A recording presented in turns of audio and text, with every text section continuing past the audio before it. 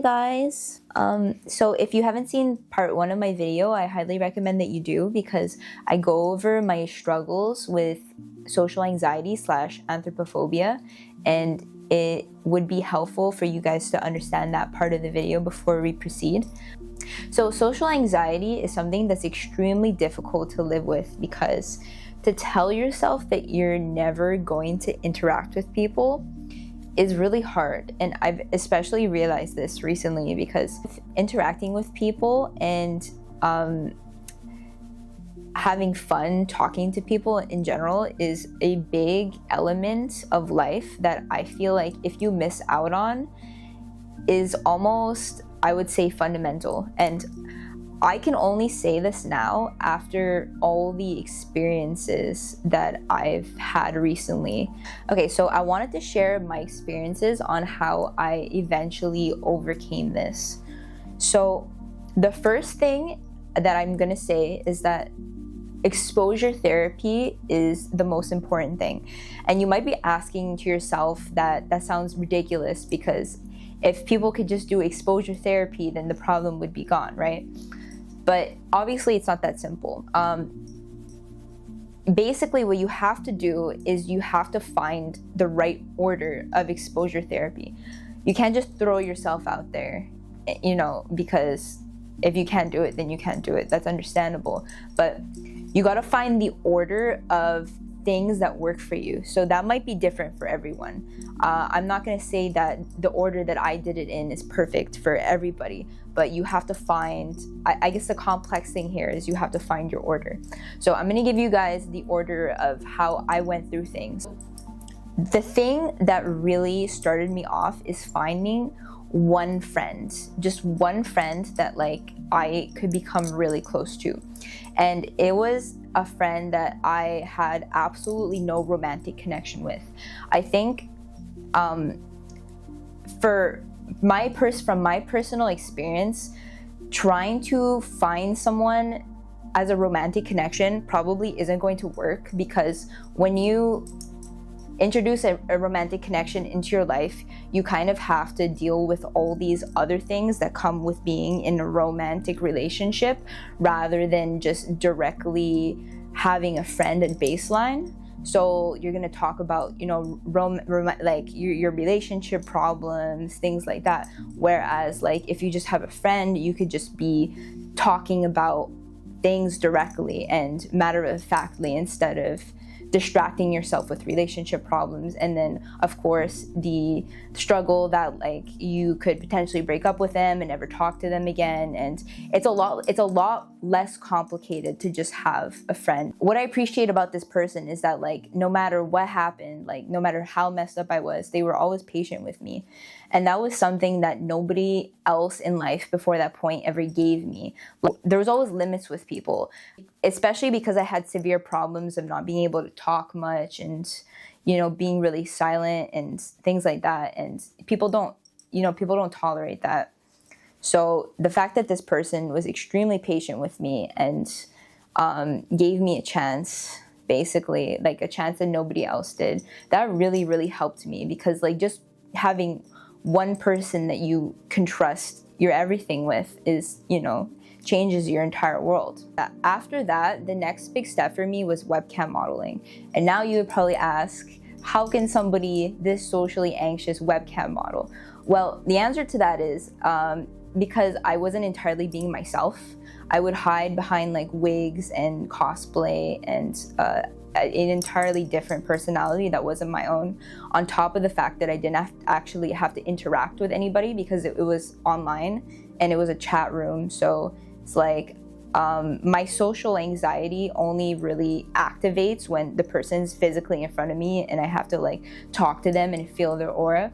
So for everything to be online and for me to be able to hide behind, all the things that I hid behind personality-wise and outfit-wise and everything like that, made it really easy for me to webcam model. So despite all that, it actually gave me a lot of experience with being able to talk to people, even though I wasn't talking to them directly, because I had to continuously come up with this persona where I was trying to keep people entertained and talk for hours. I was really driven at the same time too, because I really wanted to make something of myself. So that part is really important as well. You need to find your drive to want to do something with yourself. And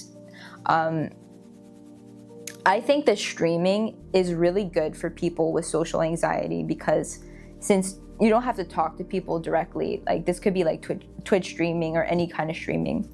So that's one of the first things that I would always recommend to people to try, because it helped me so much back then. And I was doing that for years at that point. Like I probably did that for like 3-4 years. And I would say that at that point, people would probably pass me off for someone who was socially acceptable to be around. I would still say socially awkward things that were not, okay to say. I would be rude without knowing, things like that. That comes with having Asperger's, but still though, at least I could, somewhat interact with people with the limited wisdom that I had as a 21-year-old. So I didn't really have many cool or important things to say, but at least I could talk. So that was something. Okay, so I think the next big thing is a little bit of a controversial topic for some, but what got me to the next step of what I am today is actually psychedelics. So I started taking MDMA and psilocybin, and those really, really helped me. I could make entire videos on these topics, and actually I did. I made an MDMA video a couple years back, and I will link it if you guys are interested in seeing more about that. But yeah, I could go on and on about this topic, but I don't want to derail too much. I will, however, say that there's active clinical trials when it comes to MDMA and psilocybin that are being done right now, that are being used to basically help people with a lot of different types of traumas.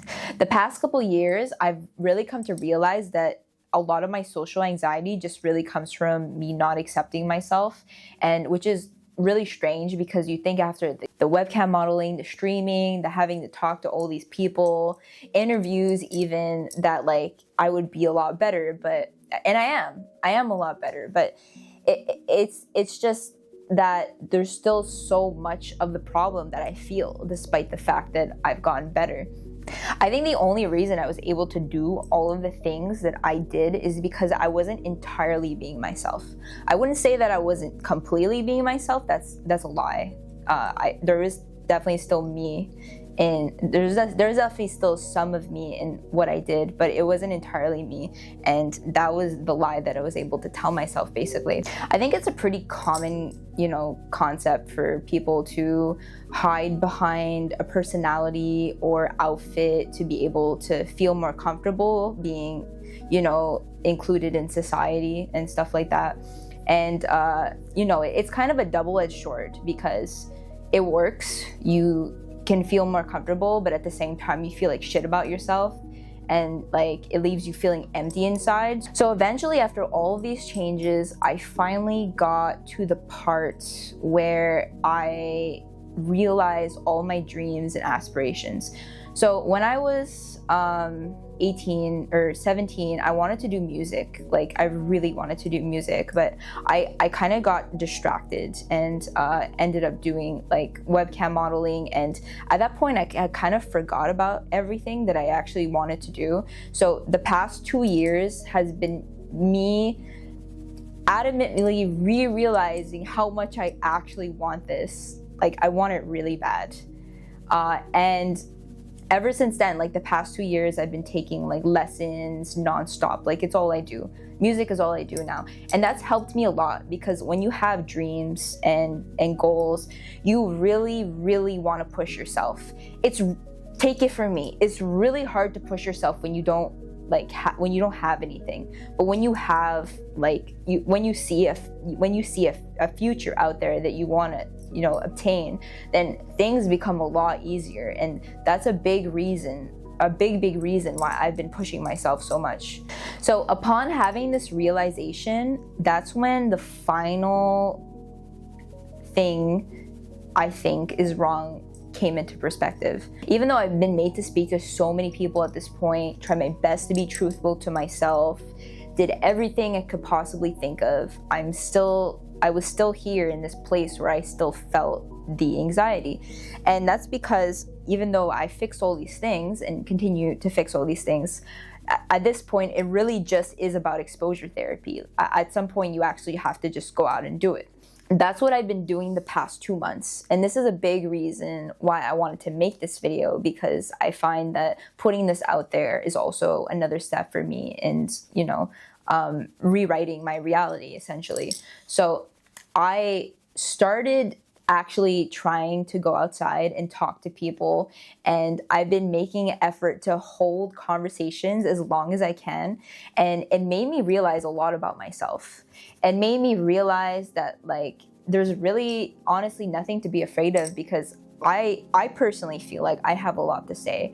I have a lot of things that, like a lot of knowledge and things to share. I have a lot of ideas and my own personal opinions and ideas as well. And I am a very opinionated person, so it's not hard for me to have something to say to everything. And really, like at this point, whatever is left of how I used to feel is really just a lie. So when I push myself to actually go out and talk to people, it genuinely just works. Like it's always worked, and I can keep up conversations for a really long time, and it feels really good.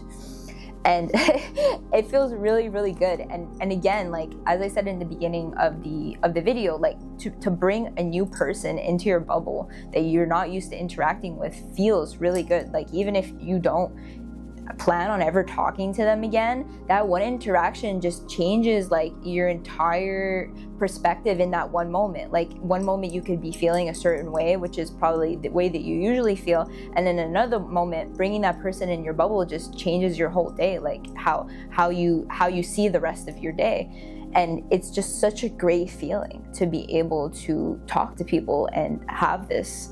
And for once in my life, I have like I'm able to see the lens of what it feels like to be an extroverted person. And that's really cool, because I've, had the lens of an introverted person my entire life. And now I feel like I'm able to see, the opposing side of that. And to be able to see both is really cool. And, I'm really grateful. I'm really grateful for this experience and everything. And I'm not trying to say that the problem is gone still. Like I still feel it. But I feel like at this point, I'm just really at a point where like I can really just push through, and it doesn't really feel like it's ever going to be, too much of a problem where I'll be forced to say no at the very least. So this was my personal experience with social anxiety, and I hope this video helped you guys. I could have made it a lot longer, but I'm trying my best to condense it as much as I can, because I know that I don't want to make YouTube videos too long. But yeah, so I hope you guys liked it. Bye.